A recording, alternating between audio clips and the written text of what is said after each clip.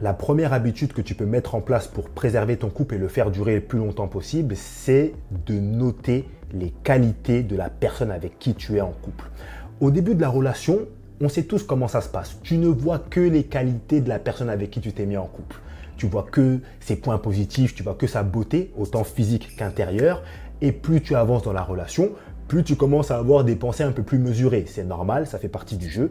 Il y a des choses qui se passent. Tu as les yeux un peu plus ouverts, l'esprit un peu plus allumé. Et là, tu commences à voir que cette personne a aussi des défauts et parfois des défauts qui sont très dérangeants dans le quotidien. Et on peut très facilement tomber dans un piège où, dans les périodes un petit peu de tumulte, de tempête du couple, on se met à voir uniquement les défauts de notre partenaire et, étant donné que les arbres qui tombent font plus de bruit que les forêts qui poussent, on se retrouve dans une situation où les défauts prennent le dessus sur les qualités. Et quand tu es dans cette situation-là, moi, ce que je te conseille de faire, c'est très très simple. Quand tu commences à te poser des questions sur ta relation, quand tu commences à te demander est-ce que tu fais bien d'être avec cette personne-là, prends une feuille, prends un stylo, note toutes les qualités de la personne avec qui tu es en couple. Et surtout, pense à noter à quel niveau ces qualités t'impactent positivement dans ta vie. Et une fois que tu as noté tout ça, lis. Non, lis la feuille à voix haute. Et là, il y a de très fortes chances que tu te rendes compte que, finalement, c'est vrai qu'il y a des défauts, il y a ça qui ne va pas, il y a ça qui ne va pas, mais il y a aussi plein de points positifs qui sont les raisons pour lesquelles tu t'es mis en couple avec cette personne-là. Tous les couples traversent des galères, traversent des périodes de doute, des périodes de questionnement, des périodes de disputes, c'est normal.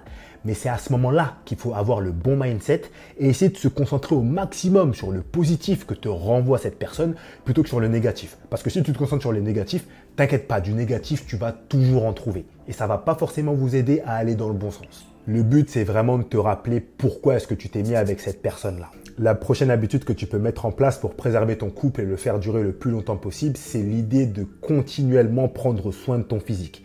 Et quand je te parle de ton physique, je te parle de tes tenues, je te parle de ton odeur, je te parle de ton hygiène, je te parle de ce que tu manges, parce que ce que tu manges va avoir un impact sur ta silhouette extérieure. Je te parle d'absolument tout. Parce que déjà, le fait de prendre soin de ton physique, ça va faire en sorte que tu te sentes bien. Vu que tu te sens bien, tu vas avoir plus confiance en toi. Cette confiance en toi va ressortir et ton sex appeal va ressortir encore plus. Et ton partenaire va se dire « Ouais, là, je suis bien, j'ai bien choisi. » Et surtout, il faut que ce soit en continu.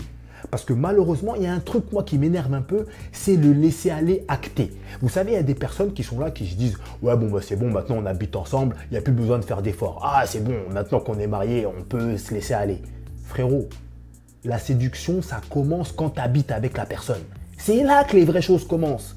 C'est pas « Oh, quand on est chacun chez soi, là on se drague, donc là on se met au max, etc. etc. » Et puis une fois qu'on est casé, tout est terminé. Parce que là, quand tu fais ça, tu passes pour une arnaque.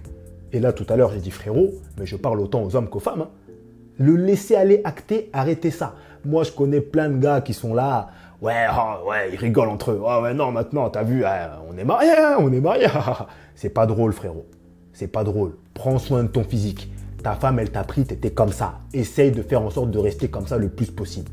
Je suis pas en train de dire que tu dois rester comme ça toute ta vie, mais au moins fais des efforts. Et le problème, c'est que ça, en fait, ça rentre et ça nourrit encore plus la routine. Déjà, tous les couples sont amenés à avoir une routine.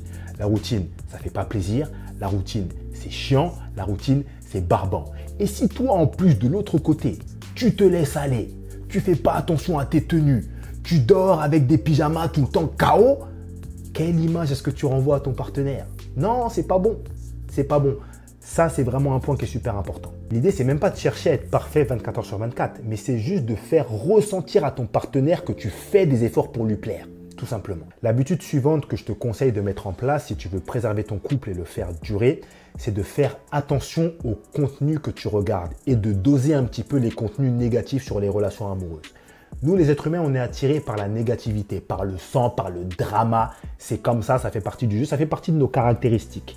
Mais si constamment, tous les jours, tu regardes du contenu qui parle d'infidélité, qui parle de tromperie, qui parle de situations où un homme ou une femme a extorqué des grosses sommes d'argent à son partenaire, etc., ça risque de te polluer l'esprit, ça risque d'agir sur ta façon de penser, qui risque elle-même d'agir sur ta façon d'agir. Et ça se trouve, tu vas commencer à être sur tes gardes tout le temps dans ta relation vis-à-vis de ton partenaire, alors qu'il n'y a absolument aucune raison, il n'y a aucun changement, tu n'as aucun signal qui t'envoie l'idée qu'il faut que tu fasses attention.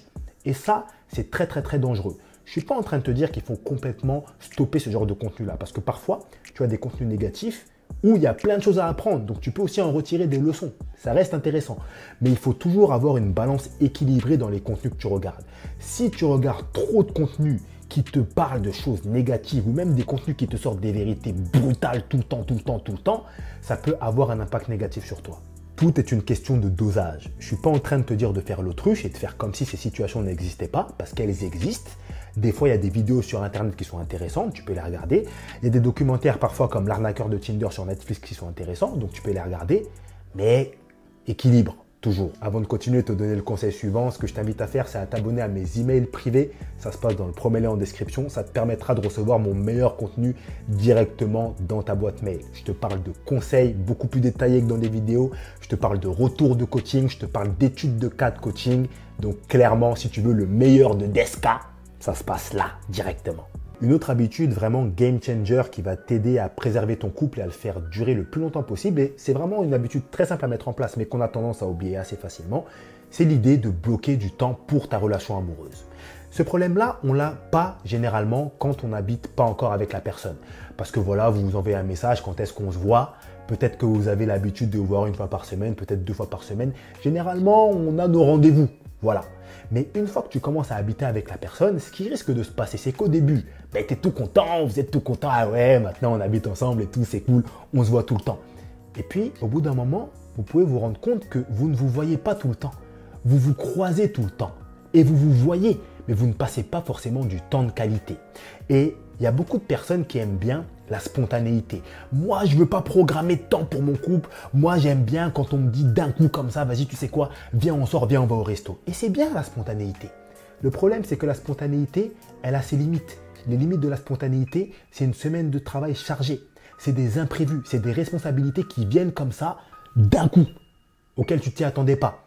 Et ce qui se passe quand tu ne planifies pas du temps pour ta relation, c'est que parfois, tu peux passer 1, 2, 3 semaines comme ça à être débordé. Tu vois juste la personne avec qui tu es en couple le soir, vous vous asseyez sur le canapé, vous mangez ensemble, vous regardez une série, mais vous n'avez pas forcément pris du temps pour passer un vrai moment de qualité. Donc, je sais que c'est mieux de faire les choses spontanément, c'est cool, etc. Mais l'organisation, ça fonctionne toujours. L'organisation, c'est une valeur sûre. Prenez vos téléphones, allez dans vos agendas, vous dites samedi soir de telle heure à telle heure, on bloque ça, on ne fait rien d'autre.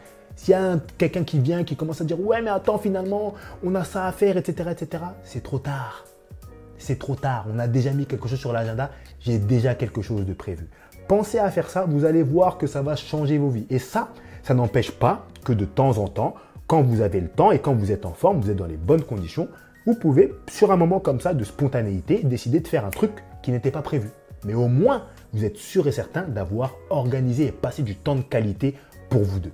Et si tu veux une autre habitude qui va vraiment t'aider à préserver ton couple, à le faire durer, et ça c'est vraiment l'une de mes habitudes préférées, c'est l'idée de demander à la personne avec qui tu es en couple comment est-ce qu'elle va. Et là, tu es peut-être en train de te dire, écoute, moi je le fais déjà, mais à quel moment est-ce que tu le fais? Si tu le fais le matin quand vous vous levez, tu ne le fais pas.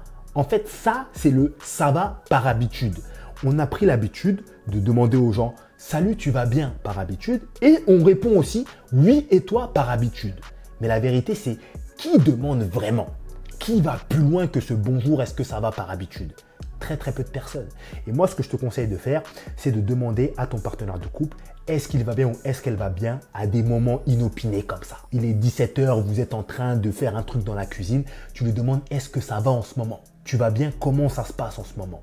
Est-ce que tu as quelque chose à me dire? Et là, je peux vous garantir que le fait de dire ça, la personne, elle va se sentir que, il veut vraiment savoir, elle veut vraiment savoir est-ce que je vais bien, numéro 1. Et numéro 2, ça délie des langues. Ça se trouve, il y a 2 jours, vous étiez au resto entre amis, tu as fait une blague à ton partenaire, elle a rigolé, tout le monde a rigolé, mais elle n'a pas vraiment apprécié sur le coup. Elle n'a pas voulu le dire devant les gens parce que bon, voilà, elle voulait pas casser l'ambiance. Et puis après, elle s'est dit, bon, vas-y, c'est un vieux truc, je ne veux pas en parler, j'ai pas envie de faire une histoire à propos de ça. Mais elle a quand même gardé le truc en tête. À ce moment-là, cette personne pourra te dire, écoute, j'ai pas un gros truc, mais j'avoue que la dernière fois quand on était au resto, tu vois, quand tu as fait cette blague, moi ça m'a mis mal à l'aise. Ah ok, écoute, d'accord, je ne me suis pas rendu compte, désolé. La prochaine fois, j'essaierai de faire attention. Vous ne vous rendez même pas compte de l'impact positif que ça va avoir pour cette personne. Juste avec ça, vous désamorcez des trucs qui peuvent arriver parce que vous connaissez, il y a des gens, c'est des cocottes minutes. Il va y avoir une petite histoire comme ça, ils vont pas parler. Une deuxième, ils vont pas parler. Une troisième, ils vont pas parler. Arrivé à la septième, un jour, ils vont rentrer à la baraque. Ah, la dernière fois, à telle date, il s'est passé ceci, cela, patati, patata. Toi, tu vas rester là comme ça, tu comprends rien. Et tu vas avoir du mal à répondre. Parce que d'un côté, cette personne ne t'aura pas parlé des faits, mais les faits sont peut-être avérés à ce moment-là. Et tu seras mal à l'aise un petit peu dans cette situation-là. En faisant ça, tu inhibes le problème. À la source, tu désamorces la bombe. Avant de clôturer la vidéo, j'ai un conseil bonus à te donner qui est vraiment super important. Mais juste avant ça, si tu veux qu'on échange sur ta situation personnelle au sein d'un coaching, dans un cadre privé, uniquement toi et moi, qu'on puisse parler de ta situation, voir ce qui se passe et comment améliorer ta situation amoureuse actuelle, ça se passe dans le deuxième lien en description. Tu vas tomber sur mon agenda de coaching. Tu peux réserver le créneau qui te convient et on échangera, toi et moi, pour parler de tout ça. L'habitude bonus que je voulais te partager, c'est l'idée de faire tous les jours une petite action qui va faire du bien à ton partenaire. Et pour aller plus loin sur ce sujet-là, je t'invite à regarder la vidéo qui s'affiche à l'écran où je te parle d'une erreur que moi-même j'ai faite dans ma vie personnelle.